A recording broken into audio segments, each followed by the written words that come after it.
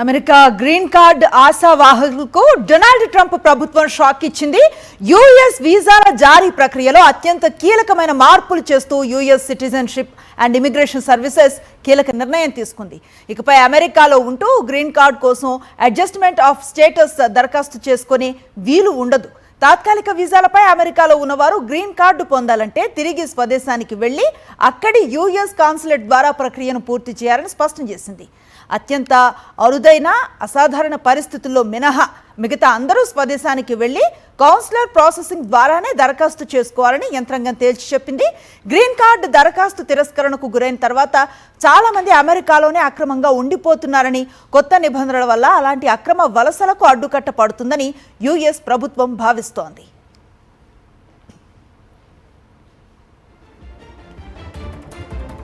America immigration విభాగం తీసుకున్న ఈ నిర్ణయం ప్రస్తుతం H1B, F1 స్టూడెంట్ వీసాలపై అమెరికాలో ఉంటూ గ్రీన్ కార్డు కోసం ప్రయత్నిస్తున్న వేలాది మంది అంతర్జాతీయ పౌరులపై, ముఖ్యంగా భారతీయులపై తీవ్ర ప్రభావాన్ని చూపే అవకాశం కనిపిస్తోంది.